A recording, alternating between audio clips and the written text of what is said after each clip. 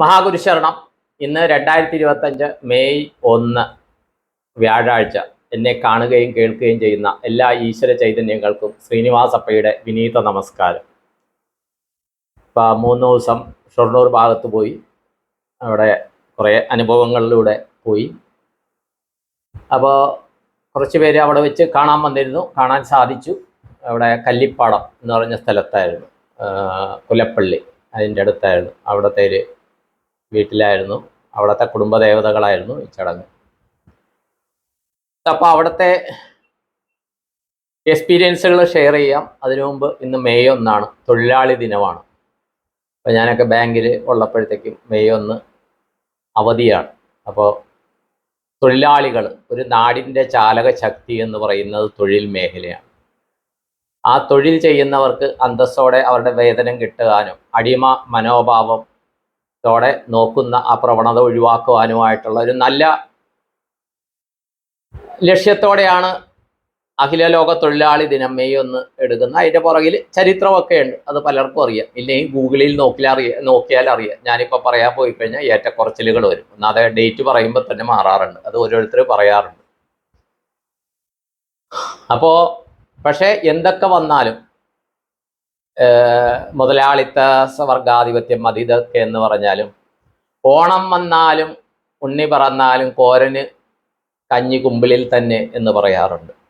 നമ്മുടെ ഭാരതത്തിലെ തന്നെ, ഭാരതം എന്ന് പറയേണ്ട കേരളത്തിലെ തന്നെ പല പ്രതിഭാസങ്ങൾ നോക്കുമ്പോഴും താഴേക്കിടെ കിടക്കുന്നവർക്ക് അവരുടെ അവകാശങ്ങൾക്ക് വേണ്ടി അവർ കരഞ്ഞ് നിലവിളിച്ചാലും വേണ്ട പരിഗണന കിട്ടുന്നുണ്ടോ എന്നറിയില്ല. നിസാരം ഞാൻ പറയാം, നമ്മുടെ അംഗനവാടി വർക്കേഴ്സ്, ആശാ വർക്കേഴ്സ്, അവരെത്രയോ നാളുകളായിട്ട് സമരം ചെയ്യുന്നുണ്ടായിരുന്നു. സമരം ഉണ്ടോ, തീർന്നോ, എന്താണെന്ന് എനിക്കറിയില്ല. അപ്പോൾ അവർ ഇപ്പോൾ ഗ്രാമപ്രദേശങ്ങളിലുള്ളവർക്കറിയാം. ഇപ്പോൾ ടൗണുകളിൽ എത്രമാത്രം ഇതുണ്ടെന്ന് എനിക്കറിയില്ല. ഗ്രാമപ്രദേശങ്ങളിൽ അറിയാം. കാര്യം ഈ അംഗനവാടി ആശാ വർക്കർമാർ ഓരോ വീടാന്തരം കയറി ഇറങ്ങും. അവിടുത്തെ ആരോഗ്യക്കാരും ഒരാൾക്ക് എന്തെങ്കിലും അസുഖം വന്നാൽ, പ്രത്യേകിച്ച് ചിക്കൻ ബോക്സ് ഒക്കെ വന്നു കഴിഞ്ഞാൽ അവർക്ക് വേണ്ട പ്രതിരോധം ഇതൊക്കെ ചെയ്യുന്നത് അവരാണ്. ഗർഭിണികളായവർക്ക് അതാത് സമയത്ത് ഇതെടുത്ത് അവർക്ക് വേണ്ട പോഷകാഹാരം ഇതെല്ലാം അവർ സേവനം ചെയ്യുന്നുണ്ട്. അപ്പോൾ ഒരു അടിസ്ഥാന മേഖലയിലെ തൊഴിലാളി വർഗമാണ് അവർ. അപ്പോൾ അങ്ങനെയുള്ളവർക്ക് ആരും ടിപ്പ് കൊടുക്കുന്നൊന്നുമില്ല, മനസ്സിലായി. നമ്മളിപ്പോൾ ഹോട്ടലിലൊക്കെ പോയി കഴിഞ്ഞാൽ ടിപ്പ് കൊടുക്കുന്നു, ഇതൊക്കെ ചെയ്യുന്നുണ്ട്. ആരും അവർക്ക് ടിപ്പൊന്നും കൊടുക്കുന്നില്ല. അപ്പോൾ അത് സ്ത്രീകളുമാണ്. അപ്പം അങ്ങനെയുള്ളവരെ പരിഗണിക്കുന്നില്ല എന്ന് പറയുമ്പോഴത്തേക്കും സങ്കടം തോന്നുന്നു. അവരുടെ ന്യായമായ, എല്ലാം വേണമെന്ന് പറയുന്നില്ല, ന്യായമായ കാര്യങ്ങൾ നമ്മൾ ജനാധിപത്യ സമ്പ്രദായമായിട്ട് നമ്മൾ ചെയ്യേണ്ടത്, ജനങ്ങൾക്ക് വേണ്ടി ജനങ്ങളാൽ തിരഞ്ഞെടുക്കപ്പെട്ട് ജനങ്ങളുടെ പ്രതിനിധികൾ ഭരിക്കുന്ന ഒരു സംവിധാനത്തിൽ അതൊക്കെ വേണ്ട വിധം നോക്കിയില്ലെങ്കിൽ പിന്നെ ആര് നോക്കും? ഈശ്വരന് എല്ലാം കൂടി നോക്കാൻ കഴിയില്ല. അതുകൊണ്ടാണ് ഈശ്വരൻ മനുഷ്യന്മാർക്ക് കുറേ ഡ്യൂട്ടികൾ കൊടുത്തിരിക്കുന്നത്, ഓരോ സ്ഥാനങ്ങൾ കൊടുത്തിരിക്കുന്നത്. ഓരോ കഴിഞ്ഞ ജന്മങ്ങളിലെ അവരുടെ പുണ്യങ്ങളനുസരിച്ച് അവർക്ക് ഓരോ സ്ഥാനങ്ങൾ കൊടുക്കും. ആ സ്ഥാനങ്ങളിൽ ഇരിക്കുമ്പോൾ ഈശ്വരന് വേണ്ടിയിട്ടാണ് ഞാൻ ചെയ്യുന്നത്, ഞാൻ ഈശ്വരൻ്റെ പ്രതിനിധിയാണ് എന്ന് വിചാരിച്ചുകൊണ്ട് അതിൻ്റെതായ ധാർമ്മിക ഉത്തരവാദിത്വവും എനിക്കുണ്ടെന്ന് മനസ്സിലാക്കിക്കൊണ്ട് ചെയ്തു കഴിഞ്ഞാൽ, പണ്ട് രാജാക്കന്മാരൊക്കെ ഭരിച്ചിരുന്നത് അങ്ങനെയാണ്. അപൂർവം ചിലർ ഇതുണ്ടാകും. നമ്മുടെ ഇപ്പോൾ തിരുവിതാംകൂർ ചരിത്രം നോക്കിക്കഴിഞ്ഞാൽ തന്നെയും ഭരിച്ചിരുന്ന ചിത്രതിരുനാൾ മഹാരാജാവ് എത്രയോ നല്ല കാര്യങ്ങൾ ചെയ്തു, എത്രയോ ഡൗൺ ടു എർത്ത് ഹമ്പിളായിട്ട് ഉള്ള മനുഷ്യനായിരുന്നു രാജാവായിട്ട്. അത് കഴിഞ്ഞിട്ടാണ് ജനാധിപത്യത്തിലേക്ക് വരുന്നത്, അല്ലേ? അവർ ചെയ്ത അത്രയും നമ്മുടെ ഇത്രയും വർഷം പുരോഗമനമായിട്ട് നമുക്ക് ചെയ്യാൻ സാധിച്ചിട്ടുണ്ടോ എനിക്കറിയില്ല. കാര്യം അതിൻ്റെ ചരിത്രമൊന്നും അറിയില്ല. ഇപ്പോൾ എത്രയോ ഹോസ്പിറ്റലുകൾ പണിത്, FACT പണിത് അദ്ദേഹമാണെന്ന് പറയുന്നു. തിരുവനന്തപുരം എയർപോർട്ട് വരാൻ കാരണം അദ്ദേഹമാണെന്ന് പറയുന്നു. KSRTC ഇതാണെന്നൊക്കെ പറയുന്നു. ഒരു രാജകുടുംബത്തിൻ്റെ ഇതിൽ ദീർഘവീക്ഷണത്തോടെ എന്തൊക്കെ പുരോഗമനം ഉണ്ടായി. നമുക്ക് എന്തുകൊണ്ട് ജനാധിപത്യപരമായിട്ട് ഇത് ചെയ്തവർ ജനങ്ങളുടെ സാധാരണ മനുഷ്യരുടെ കാര്യം, ഭരണസ്ഥാനത്തെത്തുന്നവർ താഴെക്കടിയിൽ നിന്നുള്ളവരാണ്. ആരും അപൂർവം ചിലർ മാത്രമേ വെള്ളിക്കരണ്ടി വെച്ച് ജീവിച്ചിട്ട് നേരിട്ട് അവർ ആജീവനാന്ത ഇതായിട്ടിരിക്കുന്നുള്ളൂ. ഒരു 75% സാധാരണ താഴെത്തട്ടിൽ നിന്നുള്ളവർ. അപ്പോൾ സാധാരണക്കാരുടെ പ്രശ്നങ്ങൾ മനസ്സിലായി ചെയ്യാൻ പറ്റുന്നു, എല്ലാം ചെയ്യാൻ പറ്റുന്നു എന്ന് പറയുന്നില്ല. സാധാരണക്കാരൻ്റെ പ്രശ്നം അത് ചെയ്യേണ്ടതാണ്. ഇല്ലെങ്കിൽ അത് കാർമിക് എഫക്റ്റ് വരും. അത് ഈ വരുന്നത് നമ്മുടെ ഈ ജന്മത്തിലല്ലേ അടുത്ത ജന്മത്തിലാണ്. അതാണ് ഏറ്റവും വലിയ ഇത് ഫിസിക്സിന്റെ ഊർജ്ജതന്ത്രത്തിന്റെ അടിസ്ഥാന നിയമം എല്ലാത്തിനും ബാധകമാണ്. Every action there is equal and opposite reaction.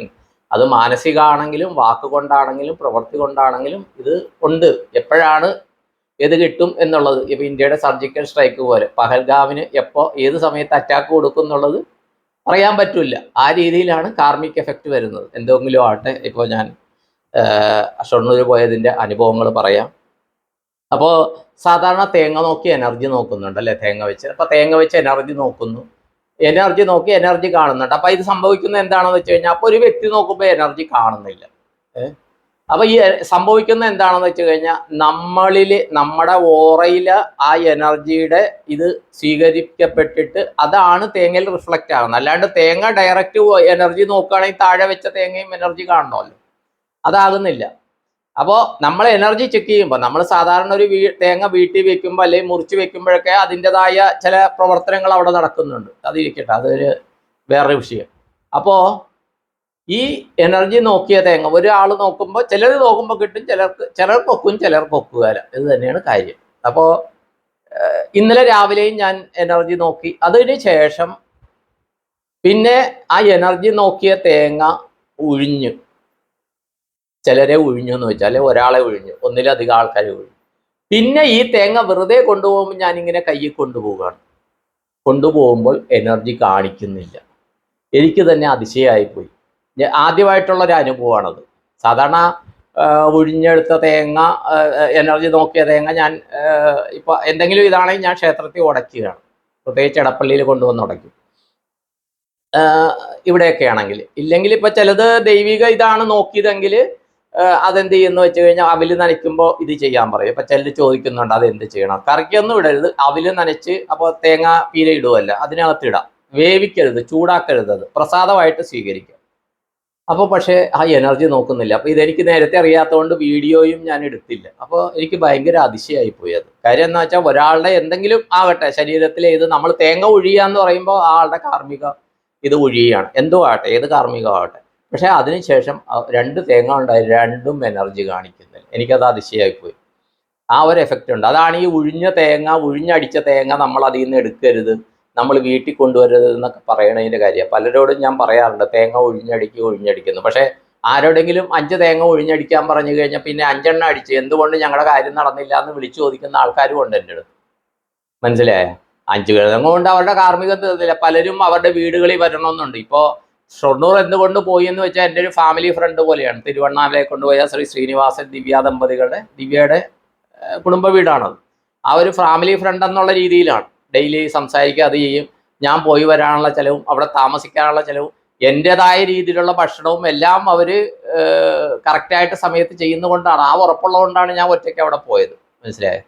കാര്യം എന്താ വെച്ചാൽ, ഈ 3 ദിവസം ഉള്ളിയും സവാളയൊന്നും ഇല്ലാത്ത ഭക്ഷണം ഉണ്ടാക്കി എനിക്ക് താമസിക്കാൻ നല്ലൊരു ഹോട്ടൽ എടുത്ത് തന്ന്, എനിക്ക് പോയി വരാനുള്ള ചിലവ് തന്ന്, യഥാശക്തി ദക്ഷിണ തന്നു. മനസ്സിലായി? ഇതൊക്കെ അവർ തന്നതുകൊണ്ട് ആണ് അവിടെ പോയത്. നമുക്ക് എല്ലാവരും ഇങ്ങനെ വിളിക്കുമ്പോൾ അങ്ങോട്ട് വാന്നൊന്നും പറയാൻ പറ്റില്ല. കാര്യം ഞാൻ പറഞ്ഞിട്ടുണ്ട്, എനിക്ക് എൻ്റെതായ ചില ചിട്ടകളുണ്ട്. ആ ചിട്ടകളോടെ ഞാൻ പോകുന്നത് കൊണ്ടാണ് എനിക്ക് ആ എനർജി നിലനിർത്താൻ സാധിക്കുന്നത്. അപ്പം എല്ലായിടത്തും പറയുമ്പോൾ ഞങ്ങൾക്ക് പ്രശ്നമുണ്ട്, വാ ഞങ്ങളുടെ വീട്ടിൽ വാ, ഇതെന്ന് പറഞ്ഞാലൊന്നും നടക്കില്ല. അപ്പം ചിലർ പറയും, ചിലരുടെ ഫോട്ടോ അയച്ച് തന്നിട്ട് ഇതിൽ എന്തെങ്കിലും കാണുന്നുണ്ടോ, ഇതിൻ്റെയൊക്കെ എനർജി നോക്കാൻ പറയും.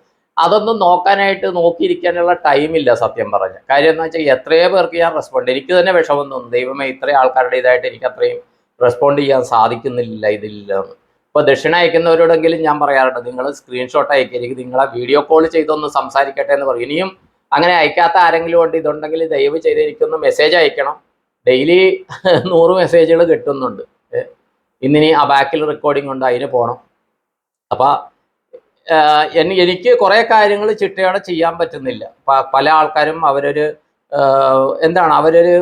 പല കാര്യങ്ങളും ഇത് ചെയ്ത് ഇദ്ദേഹത്തെ കൂടി ഒന്ന് വിളിക്കാന്നുള്ള രീതി പല ആൾക്കാർ വിളിക്കുന്നുണ്ട്. അപ്പം ഞാൻ വരുമാന മാർഗം ഒന്നും അല്ല, ഇതുമല്ലാത്തതുകൊണ്ട് എനിക്ക് എൻ്റെതായ രീതികളുള്ളത് കൊണ്ടാണ്. ദയവ് ചെയ്ത് ക്ഷമിക്കുക കേട്ടോ. അപ്പോൾ പലരും മെസ്സേജ് അയച്ച് ഞാൻ കണ്ടാൽ അതിൽ എന്തെങ്കിലും ഇമോജി ഞാൻ ഇടുന്നുണ്ട്. പിന്നെ ഒന്ന് പറയാനുള്ളത്, ദയവ് ചെയ്ത് മരിച്ചവരുടെ ഫോട്ടോ DP ആയിട്ട് വെക്കാണ്ടിരിക്കുക. ഒരനുഭവം എനിക്കുണ്ടായി, അതുകൊണ്ടാണ് ഞാൻ അതിനെക്കുറിച്ച് പിന്നെ പറയാം. അപ്പോൾ ഇത്രയും പറഞ്ഞുകൊണ്ട് തൽക്കാലം നിർത്തുന്നു.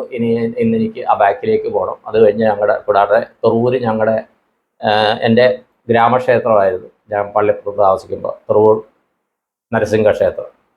തുറവൂര് വടക്കരപ്പൻ്റെ അവിടെ നിന്ന് പടിഞ്ഞാറ് പോകണം. അതിൻ്റെ പിന്നിൽ ഒരു ചരിത്രമുണ്ട്, അത് പിന്നെ പറയും. അപ്പോൾ അവിടെ ഇന്ന് ഉത്സവം 6-ാം ദിവസമാണ്. അപ്പോൾ ആ ബാക്കിൽ നിന്ന് നേരെ അങ്ങോട്ട് പോകണം, അതും പറയുന്നു. അപ്പോൾ ഓക്കെ, ഇത്രയും പറഞ്ഞുകൊണ്ട് നിർത്തുന്നു.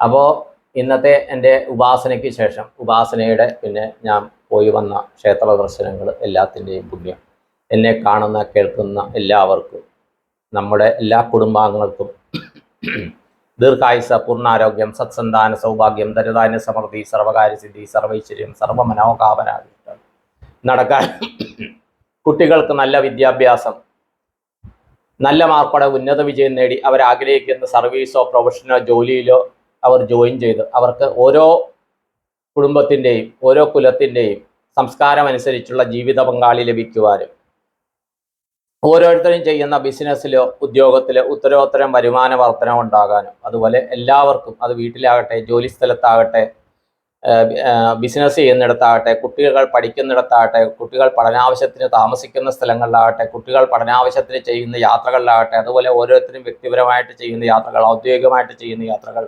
കുടുംബപരമായിട്ട് ചെയ്യുന്ന യാത്രകൾ, എല്ലാത്തിലും പ്രൊട്ടക്ഷൻ ലഭിക്കാനും, അതുപോലെ എല്ലാവരുടെയും കുടുംബദേവത, കുലദേവത, ഗ്രാമദേവത, ഇഷ്ടദേവത, ഗുരുപരമ്പരകൾ, പിതൃക്കന്മാരുടെ എല്ലാ അനുഗ്രഹം കൊണ്ട് എല്ലാവരുടെയും ജീവിതത്തിലും സദാ സർവദാ സർവത്ര പോസിറ്റീവായ കാര്യങ്ങൾ നടക്കുവാനും, മനസ്സുകൊണ്ടും വാക്കുകൊണ്ടും പ്രവൃത്തി കൊണ്ടും പോസിറ്റീവായ കാര്യങ്ങൾ മാത്രം ചെയ്യുവാനും, അതിൻ്റെ 100 മേനി പ്രതിഫലം ഐശ്വര്യമായും സമൃദ്ധിയായും സന്തോഷമായും തിരികെ ലഭിക്കുവാനും, അതുപോലെ എല്ലാവരുടെയും കുടുംബത്തിൽ സന്തോഷം, സമാധാനം, ഐക്യമത്യം, സമൃദ്ധിയൊക്കെ ഉണ്ടാകുവാനായിട്ട് എൻ്റെ ഗുരുപരമ്പരകളോട്, ഉപാസനാമൂർത്തികളോട് ഞാൻ പോയി പ്രാർത്ഥിക്കുന്ന ക്ഷേത്രങ്ങളിലെ ആ ഈശ്വര ചൈതന്യങ്ങളോട് പ്രാർത്ഥിച്ച് സങ്കല്പം ചെയ്തുകൊണ്ട് നിർത്തുന്നു. എല്ലാവർക്കും നന്ദി, നമസ്കാരം. All the best to all. Thank you all. നിങ്ങളുടെ സ്വന്തം ശ്രീനിവാസപ്പൻ.